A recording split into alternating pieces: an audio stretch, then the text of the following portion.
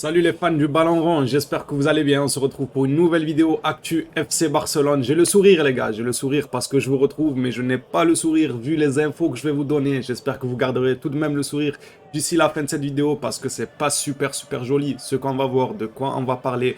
Il y a des dossiers les gars, on va parler de l'accord CVC, on va parler de la liste de transferts qui a été publiée. Xavi apparemment ses envies, les joueurs qu'il veut absolument. Il a écarté Koulibaly, il en a écarté pas mal. On va voir ça ensemble. Juste avant, je t'invite à lâcher ton petit abonnement, ça ferait extrêmement plaisir, ça m'aiderait à avancer. Le petit like aussi. Et on est parti sans plus tarder les gars, avec la première information de la journée, c'est Tagliafico qui revient sur son transfert raté, avorté du côté du FC Barcelone. Il nous dit tout était convenu avec le Barça en janvier, donc tout était en accord entre Tagliafico et le FC Barcelone. Le problème était entre les clubs. Donc c'était entre les clubs que ça bloquait. Le Barça voulait un prêt avec option d'achat et l'Ajax Amsterdam demandait environ 5 millions. J'ai encore un an là-bas, mais l'Ajax sait que mon idée est d'encore est encore de changer, désolé les gars, est encore de changer. Donc Tagliafico nous explique que son idée c'est toujours la même, c'est de partir du club qui s'est mis d'accord avec le FC Barcelone, donc tout était fait à 100%, ça a juste bloqué entre les deux clubs, entre le Barça et l'Ajax. Franchement d'habitude le Barça et l'Ajax ils s'entendent plutôt pas mal pour les transferts, vous connaissez, il y a un feeling entre le Barça et l'Ajax les gars qui existe depuis des années maintenant. Je pense que ça finira par se faire et personnellement c'est une piste qui m'intéresse parce que Tagliafico il est super solide mine de rien les gars. Moi c'est une piste qui m'intéresse, j'espère que le FC Barcelone fera un petit effort pour aller le chercher. On sait que l'Ajax demanderait environ 5 millions, quelque chose comme ça. Pourquoi pas faire l'effort pour signer Tagliafico pour apporter un peu de, comment on appelle ça, de la concurrence à Jordi Alba parce que Jordi Alba il a tendance à se laisser aller et Balde n'a pas encore les épaules pour. Balde on en a déjà parlé dans d'autres vidéos. Il faudrait peut-être songer à l'envoyer en prêt, ne pas le vendre. Attention, ne pas vendre les petits jeunes, etc. Ça se voit qu'il a du talent en plus, surtout l'envoyer en prêt 1 à 2 saisons. Comme ça il revient bien stock, bien formé, bien avec de l'expérience et peut-être qu'il fera les beaux jours du FC Barcelone. Si on commence à le vendre, Balde, après on pourra peut-être le regretter. On va voir les gars, il y a des joueurs qui sont...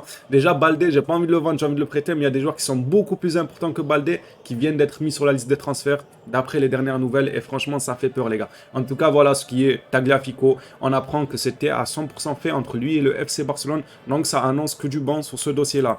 Allez, on passe à la deuxième information. Le FC Barcelone veut baisser le salaire de tous les joueurs, sauf les renouvellements récents et les signatures en janvier. En gros, entre guillemets, il parle des salaires des joueurs sous l'ère Bartomeu, les gars. Les contrats qui ont été signés sous l'ère Bartomeu, il faut qu'ils soient revus à la baisse de moins de 50%. Seulement, voilà, quand un contrat il est signé, vous connaissez, les gars, c'est pas, tu viens, tu dis, ouais, tiens, on te propose moins de 50%, le joueur, il va dire, super, je signe. Vous savez que ça va être compliqué. Il y a des joueurs qui vont refuser. Je pense à Braithwaite, déjà, qui refuse de quitter le club en disant, il se plaît à Barcelone, alors qu'il ne joue pas du tout. Mais je ne comprends pas comment il peut dire, je me plais à Barcelone.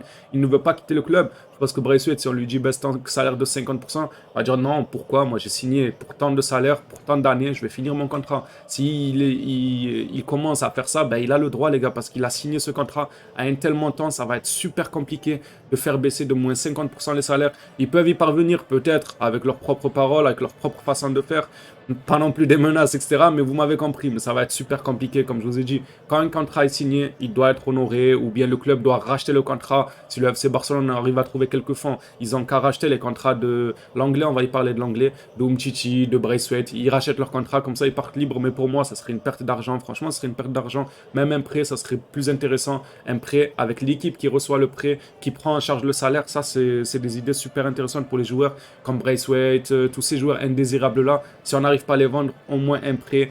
Même si on prend une partie du salaire en compte, au moins ça nous fait une partie en moins les gars. Parce que je vois pas Braithwaite accepter à moins 50%. Après, ça peut arriver, bien évidemment, les gars. Bien sûr que ça peut arriver qu'il accepte. Je suis pas dans sa tête. C'est ce que je pense uniquement. On va passer, les gars, au fameux Clément Lenglet. Enfin, Clément Lenglet a reçu des offres. Oui, les gars. Oui, vous avez bien entendu. Clément Lenglet a bel et bien reçu des offres pour jouer au football. Oui, non, il va pas jouer autre chose. Il va jouer au football, les gars. Même si au Barça, il nous a pas montré le talent d'un footballeur. Clément Lenglet accepte de quitter le FC Barcelone. Seigneur, merci. Enfin un qui accepte. Allez, Braithwaite, on suit le même chemin. Umtiti, on fait pareil. Main dans la main et on quitte le club. Le FC Barcelone travaille pour terminer son prêt. Voilà, ce qu'on parlait, les prêts et tout ça, c'est des options super intéressantes quand tu es bloqué. intéressé et que personne, désolé s'il y a du bruit, les gars, de voiture, etc., j'ai la fenêtre ouverte, je suis désolé.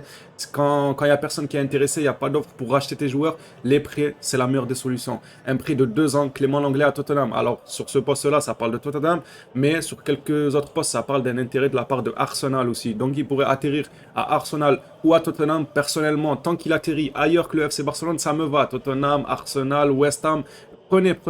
Tant qu'il atterrit ailleurs que l'aéroport de Barcelone, les gars, ça me va. Voilà ce qu'on est sorti. Enfin, une petite bonne nouvelle. Un joueur qui était indésirable, qui accepte enfin de partir du club en prêt. Pourquoi pas, ça se trouve, il va se relancer à Tottenham, il va retrouver sa confiance, il va redevenir très fort. Et ensuite, il reviendra. Il a 26 ans, je crois, Clément Lenglet. 26-27 ans, je sais plus trop il a quel âge. Mais aux alentours, il reviendra vers les 28-29 ans au Barça. Peut-être qu'il réussira à se relancer et être un très bon défenseur à son retour de prêt. Pourquoi pas, les gars, on ne sait jamais. Il n'est pas encore cuit à 100%. Il y a encore quelques chances qu'il ait une seconde vie, tout simplement, dans un nouveau club. Allez, les gars, on passe au truc. Franchement, là, on va parler au truc.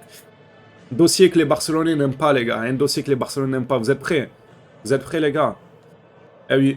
Eh oui, on a appris que le FC Barcelone a mis Frenkie de Jong sur le marché des transferts, les gars. D'après Mac Torres A, les gars, le journal Mac Torres A, le FC Barcelone a bel et bien mis Frenkie de Jong sur le marché des transferts. Je sais souvent quand on parle de actu FC Barcelone, tout dans les commentaires, vous me dites tout le temps, faut pas vendre de Jong, faut pas vendre de Jong. Je suis d'accord avec vous, par peur de le regretter, comme un certain Thiago Alcantara, que je répète souvent, Thiago Alcantara, moi et beaucoup de Barcelonais l'ont regretté. Quand on voit aujourd'hui, il fait les beaux jours de Liverpool, il a fait les beaux jours du Bayern, il aurait pu performer au FC Barcelone, ça se trouve, on s'en serait mieux sorti avec un Thiago Alcantara, etc. Pour la reconstruction, on l'a vendu, au final on l'a regretté, et il compte faire pareil avec Frenkie de Jong, le vendre pour le regretter. Franchement, ça c'est des sujets qui me fâchent, moi j'ai même pas envie d'en parler, un départ de Frenkie de Jong. Ça serait triste. Il aime énormément le club et le club lui crache dessus. J'ai l'impression que Xavi ne l'aime pas. On va parler franc. J'ai l'impression que Xavi ne l'aime pas. Malgré les déclarations qu'il fait en conférence de presse.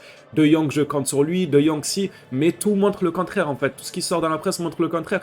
Après, c'est à prendre avec des pincettes. La presse, ils ont souvent tendance à vouloir vendre du papier. Du coup, tendance à prendre des miettes et en faire des sujets, etc. Ça se trouve, c'est totalement faux. Mais De Jong, que ça en parle autant, c'est pas pour rien, les gars. C'est faux s'il y a 1-2 articles. Mais là, ça fait 2 semaines qu'on nous lâche pas la avec Frenkie de Jong sur le marché. Frenkie de Jong à United, Frenkie de Ten Hag qui aurait appelé Frenkie de Jong. Franchement, ça sent mauvais un peu pour le dossier de Jong. J'espère que ça changera et qu'il restera. Mais en tout cas, en cas de départ d'un Frenkie de Jong, en cas de départ, s'ils arrivent à faire David Silva, Bernardo Silva, pardon, s'ils arrivent à faire Bernardo Silva, s'ils arrivent à faire Lewandowski, Rafinha et Koulibaly ou Koundé en décès, on pourra un peu se reposer et dire au moins il n'est pas parti pour rien. Vous voyez ce que je veux dire? Un Bernardo Silva, c'est super intéressant, les gars, c'est excellent même comme joueur. On pourrait dire qu'il n'est pas parti pour rien. Mais s'ils vendent De Jong et qu'ils vont ramener Neves, les gars, je vais vraiment me fâcher. S'ils ramènent Neves de je ne sais où là, non, ça se fait pas, ça. Si De Jong part, à une seule condition, c'est de vraiment... comment renforcer l'équipe à plusieurs postes, en BU, en AD, en DC, en milieu, mais pas avec du Neves, mais plutôt avec du Bernardo Silva. Et là, on pourra dire au moins il n'est pas parti pour rien, il s'est sacrifié pour que l'équipe se renforce à plusieurs postes, même si bien évidemment je n'aimerais pas le voir partir. Allez, on passe les gars, on ferme la page sur De Jong. Dites-moi ce que vous en pensez dans les commentaires les gars, je sais que c'est un sujet qui vous tient à cœur. Est-ce que vous êtes prêts à lâcher De Jong si, bien évidemment, il y a les Lewandowski, etc. pour renforcer l'équipe, ou non, même pour renforcer l'équipe, vous voulez garder De Jong, malgré que ça nous mette un peu dans l'embarras pour le reste des postes, pour le AD, pour le BU, pour le DC, etc. Ben, on sera un peu bloqué, alors que De Jong, c'est 80 à 100 millions vers United, c'est 80 à 100 millions, les gars. Son montant de transfert, ça pourrait débloquer pas mal de fonds pour remplir plusieurs postes. Alors dites-moi, est-ce que vous êtes prêts à crucifier, entre guillemets, comment on appelle ça? Comment on appelle ça? Je l'ai dit le mot en plus. À sacrifier, voilà, à sacrifier De Jong, les gars. Est-ce que vous êtes prêts à sacrifier De Jong pour renforcer plusieurs postes? Ou est-ce que non, c'est inconcevable, on garde De Jong et on fait avec dans les autres postes? Moi, je pense que je pourrais en discuter, les gars. Si c'est pour renforcer plusieurs postes, on a laissé partir Messi, les gars. De Jong, on l'oubliera aussi, comme on a su faire sans Messi. Alors, on tourne la page De Jong. Barcelone exclut l'accord CVC et cherche d'autres alternatives. Ça aussi, les gars. Ça aussi, c'est une nouvelle qui, quand j'ai vu, j'ai perdu le sourire. Après, je vous l'ai dit, peut-être que les socios, etc., eux, savent mieux que nous que l'accord CVC, c'était pas si rentable que ça pour les années à venir pour le FC Barcelone. Mais franchement, il y a quelques jours, c'était fait. Il y a quelques jours, on parlait d'un 750 millions d'euros qui rentreraient dans les caisses du Barça. Alors bien sûr, c'était pas tout ce montant-là pour la casse transfert, etc. Mais il allait avoir une bonne petite partie pour les transferts. Là, on apprend que le Barcelone exclut l'accord CVC et cherche d'autres alternatives. Mais quelle alternative? Quelle alternative ils vont trouver. J'espère qu'ils vont en trouver en tout cas, mais ça, c'est pas des bonnes nouvelles. Franchement, c'est pas des bonnes nouvelles. On tourne autour du pot, en fait, autour du FC Barcelone. On veut ci, on veut tel joueur, on veut ça, on signe l'accord CVC, non, on se retire, on vend De Jong, non, on vend pas De Jong. Franchement, on n'a pas de beaux jours devant nous, les Catalans, les gars. On va pas se mentir. Je pense qu'on aura des journées difficiles avec des promesses qui ne se tiendront pas, etc. On fera avec. On espère que le résultat final sera lui convaincant, les gars. Si Lewandowski finit par signer, etc. Ça peut être convaincant au final. On espère. Sinon, ça va sentir mauvais pour la prochaine saison. Du coup, voilà pour l'accord CVC, les gars. Il y a encore quelques jours, c'était fait. Et maintenant, la bombe tombe et le FC Barcelone exclut l'accord CVC. J'espère qu'il trouvera une très bonne alternative, bien évidemment. On en parlera sur la chaîne. Si jamais il y a une alternative qui sort, je vous invite les gars à vous abonner. Ça ferait extrêmement plaisir. Alors, attendez, l'image, je vais juste la décaler. Comme ça, vous puissiez voir. N'hésitez pas à lâcher le petit abonnement pour suivre les nouvelles, l'actualité du FC Barcelone, etc. sur la chaîne, les gars. Ça, maintenant, c'est la liste de Xavi, les gars. La liste qui est sortie, c'est ce que Xavi veut. On a du Alonso, on a du Azpilicueta, on savait déjà. On a du Bernardo Silva, les gars. On a du Bernardo Silva. Alors, on savait l'intérêt vite fait du Barça autour de Bernardo Silva. Mais de là à ce que ça sort dans la liste de Xavi des joueurs qu'il veut, ça commence un peu à avancer, je sais pas vous, mais je trouve qu'on grimpe petit à petit vers le Bernardo Silva. D'abord, c'était des rumeurs. Après, non, c'était trop cher pour le Barça. City ne vont pas le lâcher.